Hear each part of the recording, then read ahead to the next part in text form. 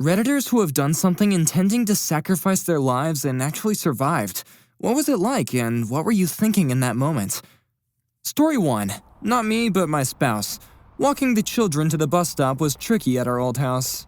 You had to ask along a road with a blind hill both ways.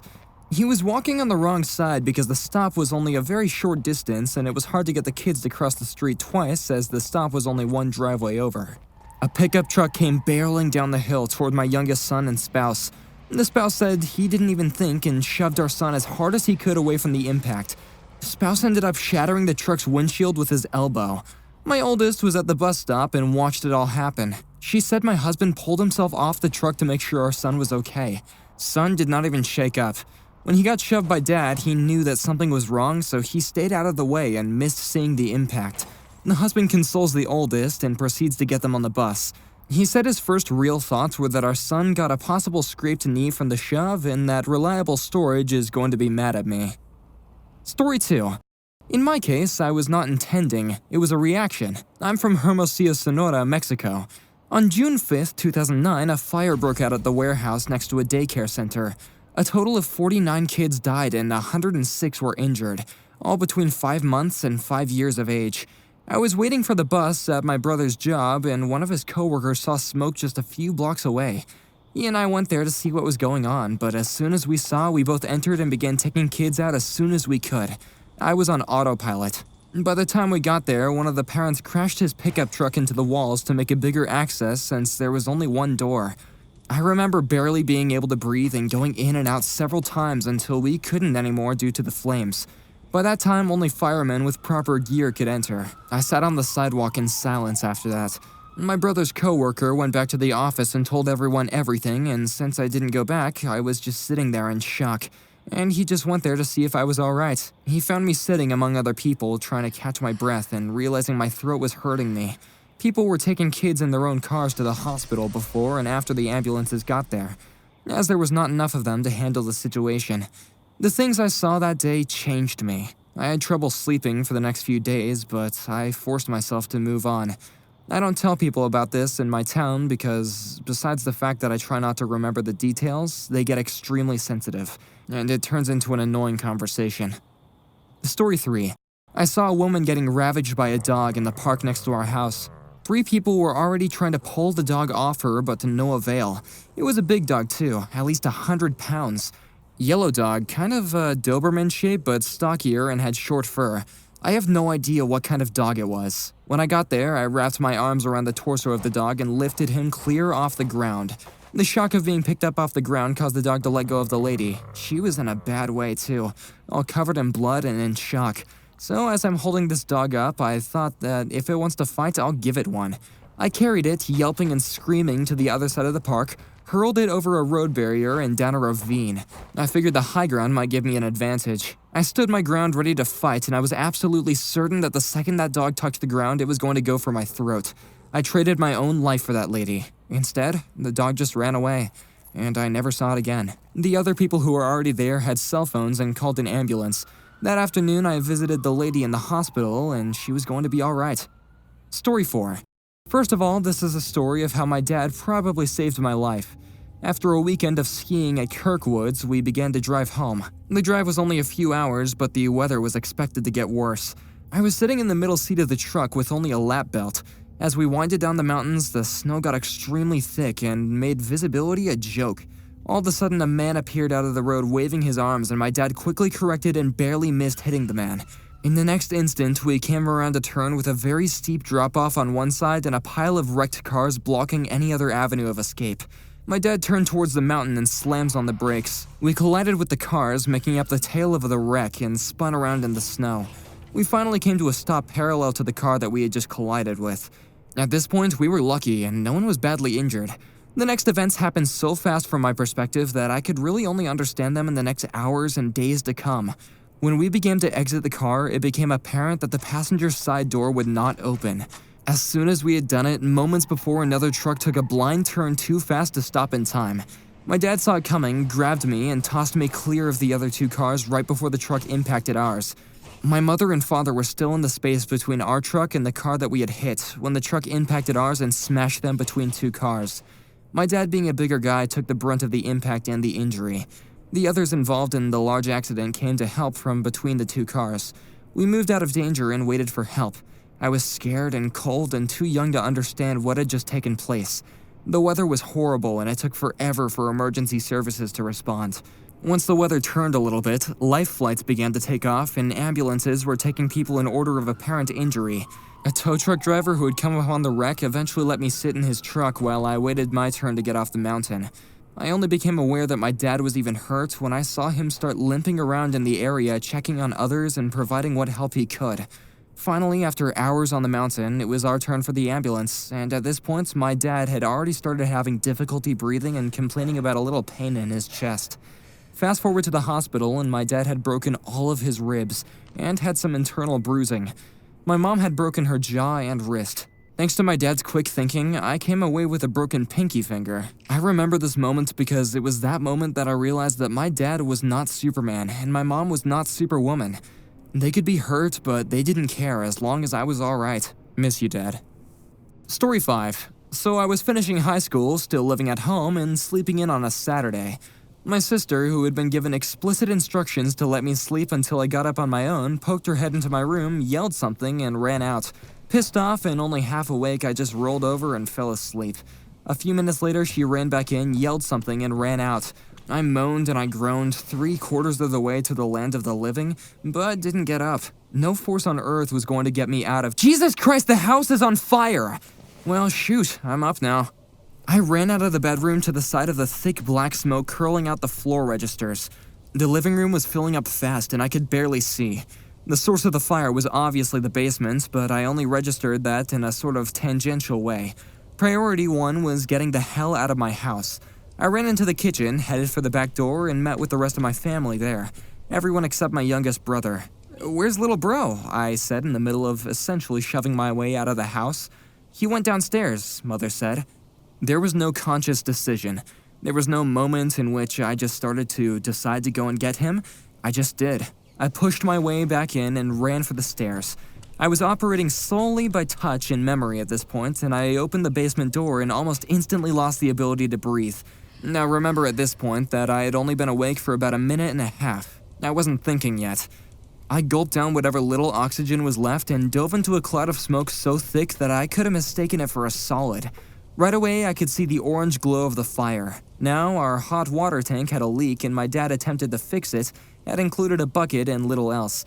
I grabbed the bucket as I ran past, readied it, and heaved the whole damn thing at the fire. There was a cling and a thunk and the fire disappeared. It had been inside the dryer. I had just thrown the pail onto the dryer itself and immediately I felt someone grab my arm and start pulling me back to the door. Lightheaded and needing to retreat for air, I allowed myself to be pulled. Once we could see again, I realized that my younger brother had been the one pulling me out. He told me that he had the same idea that I had, using the pail to put out the fire. He had gone down just moments before I had. He told the story of the humorous effect of how I stumbled in my underwear and threw a pail at the fire. For years, my family told the story as a funny anecdote, but with me at the butt of the joke. Of how the fire wasn't really that dangerous and how I had thought of myself as a hero. Of how funny I was for stumbling around in a half-woken stupor. One day I pointed out to them that frankly I thought it was more impressive that while half awake and believing my life was in imminent danger, my first thought had been for the safety of my family, and how it reflected very poorly on them that they thought it was so damn funny.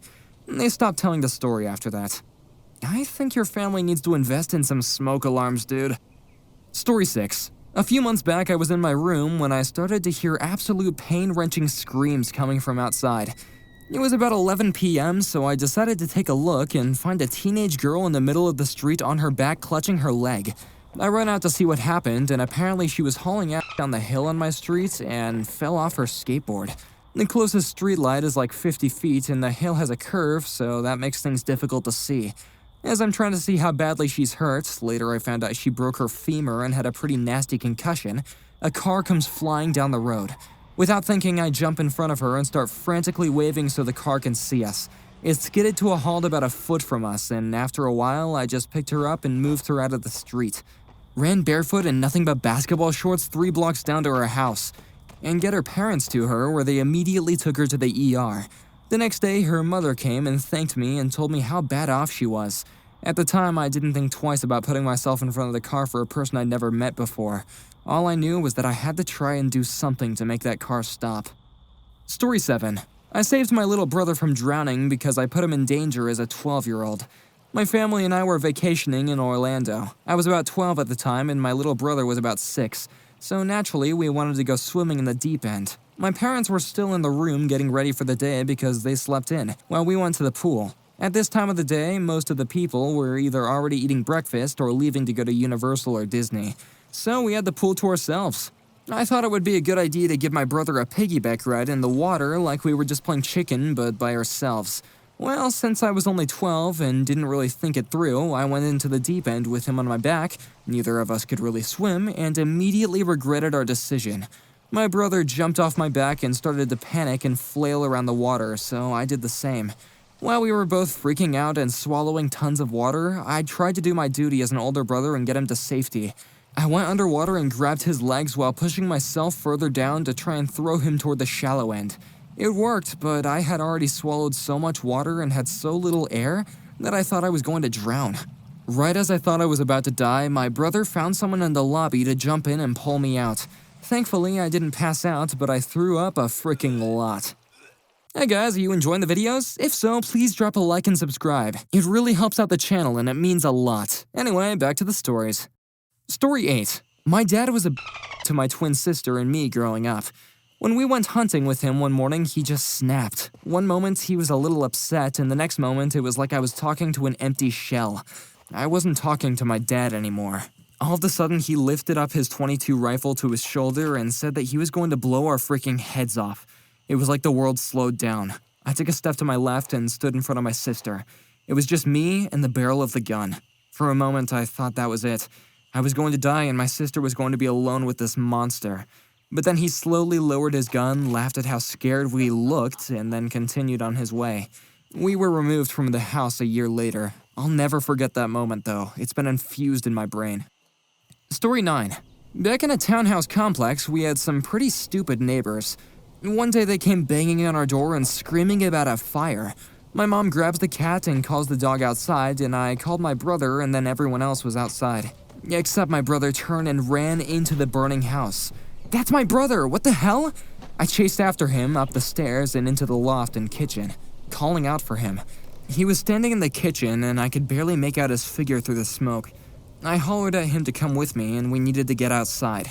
He grabbed the pot off the stove, stuck it into the sink, and cranked up the water. When my mom hollered that the firefighters were there, my brother shut off the water and I had been yelling at him the whole time, and he and I headed down the stairs and back outside. The only thing I felt was horrible after I saw the relief on my mom's face. 2 of her kids had just run into a possibly burning building with little concern for their safety. Turns out my neighbors had decided to roast pumpkin seeds in a pot on the stove, except that she went to the grocery store and left the stove on. So the pumpkin seeds started burning and filled the whole place up with smoke. The firefighters enjoyed playing with my dog, though. Story 10. My first ever real mountain climb, rope team of 4. We were descending after the summit, and below was a pretty big crevice. We were approaching it to see how stable the lip was so that we could either jump over it or walk around it. But the guy in the lead suddenly fell on his butt and started sliding.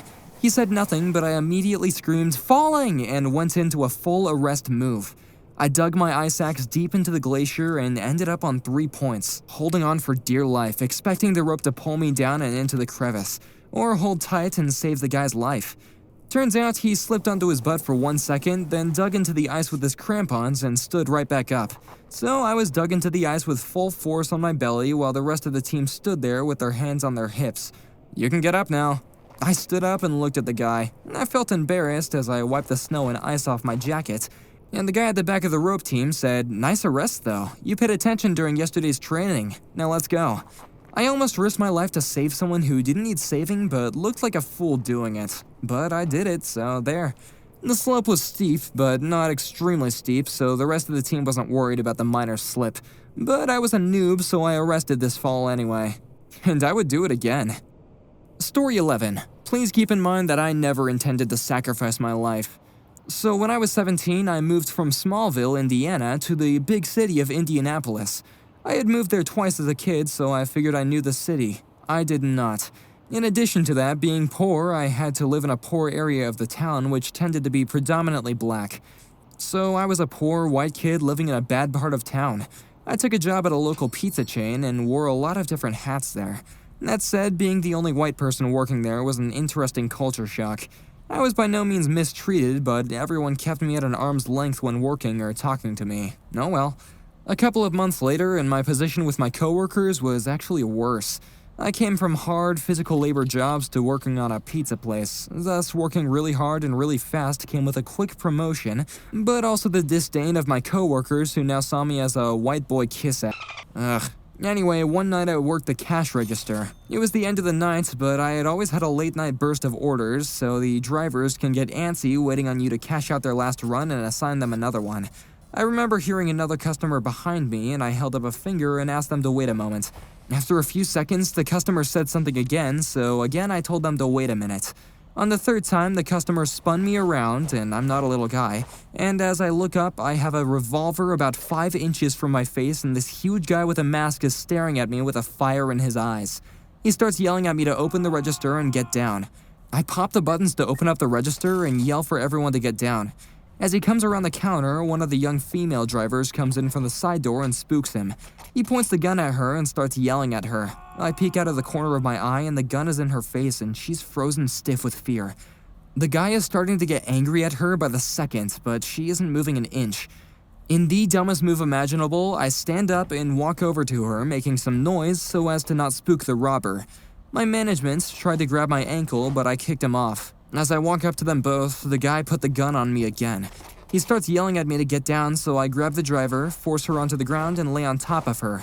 On the ground, I hollered that the register was open, so he left us, grabbed some cash, and ran out of the store. Side note, never risk your life over a crappy restaurant job. The robber wants the money, so let him have it. If you're being actively robbed, do not hit the alarm until after the person leaves, because you do not want to be stuck in the store with the person while the police are outside. We closed up shop for the night after that, and we all went home. The next day, everyone was at work and of course talking about it. Everyone there seemed much friendlier with me from there on out, as if I had proved myself by sticking with a fellow employee instead of looking out for myself. The pizza place gave me some awards afterward at a team meeting. When management walked away, I threw it in the trash in front of the other employees and got fist bumps and such. To this day, 13 to 14 years later, I still talk and meet up with some of the folks that I worked with. It was an interesting and eye-opening experience working there for a redneck white boy. Story 12. I was in a car wreck in high school. I saw the truck that was about to hit us coming, and I knew it wasn't going to stop. It was going way too fast, and I knew that the impact was going to possibly hurt or kill us. I was sitting next to a friend who I loved more than anything else in the world, and I wish we were still friends. And without even thinking, just on instinct, I grabbed her and put my body on top of hers, with my head over hers because the car was going to hit her side. I remember the thought flashing through my head that if anything happened to her, I would be a mess. So I wanted it to happen to me instead if I had to. I wasn't even really thinking. The impact happened and the car hit on her side, and for a few seconds I didn't know if anything was going to hit me. I hoped it wouldn't. I remember covering my own head with my hands and saying a really short prayer that didn't even have words. Just a thought, really, that I wasn't going to be crushed or impaled on glass or metal. I heard the truck hit the door and the window bust in, and thought, I'll live, I'll be alright, I can take this. And 3 seconds later, I got off her and we both stood up. We were fine. Story 13. I didn't think I was risking my life at the time, but when I was 14 or so, my autistic cousin once decided to make a break for it and jump into a very busy bay, with a very fast current when no one was looking. He had a life vest on and was laughing, but he was in danger of floating out and being hit by a boat for sure. While my entire family literally ran in circles screaming, I calmly asked for a rope a few times. When no one paid attention, I just jumped in after him, caught up, and managed to pull him over and ride the current to the next pier, where a nice guy pulled us both out. I got yelled at. I tend not to react during all the extreme situations and then react way after the fact. Story 14. I didn't have any real thoughts past the word kids. The guy had gotten himself cornered by an animal at work, and I grabbed one of the tools that we used when we deal with the animals and basically Leroy Jenkins myself between him and the animal. I ended up with a broken arm, a cut, and a couple of broken ribs. My thoughts translated were, he has kids and I don't. Story 15. Three friends and I were driving from New York to New Orleans about 2 years ago for our fraternity national convention. We decided to take turns driving, and when it was my turn, we were in freaking Harrisonburg, Virginia. Screw that place, and we were driving in the left lane of a 2-lane highway in moderate traffic. The right side was moving significantly faster than mine, but we knew that we were in it for a long haul, so we were just putt-putting away at 40 miles per hour as cars sped past us. We were behind a municipal-style truck with metal tool bins and hanging bars and whatnot. Everything seemed peachy fine. All of a sudden, the truck in front of us swerves off the road to the left, grass hill medium with concrete toward the top, not solid concrete, and the car in front of him was stopped, dead stopped. The truck guy is halfway off the road, so if I go left, I'll smash into him. There's a tractor trailer speeding by on my right, so I can't go that way. I have 0.5 seconds. My friends are in the back and passenger side, so I decide to cut right and go in front of the trailer, and clip the back of the truck and immediately cut back to the left and take our car up to the medium and keep it from crashing into the stopped car in front of us. We had clipped those guys too, and we slammed onto the medium where I was. This all happened in 5 seconds. Our car was beaten up, and the stopped car, traffic had stopped, it wasn't their fault, had a dented quarter panel, and the guy that caused the accident drove off. My only thought was not kill someone while I was behind that wheel. I loved my friends and wanted to make sure that everyone got home to their loved ones. I felt hyper-focused and not exactly like a superhero, but there was a let's do this feeling of pure determination. I was pretty shaken up, but no one suffered any serious injuries, and I came home with a couple of inches of being crushed, but it was all good. There's a lot more to the story involving crooked cops, insurance scams, and a morning hotel ambush and stolen money if you guys are interested.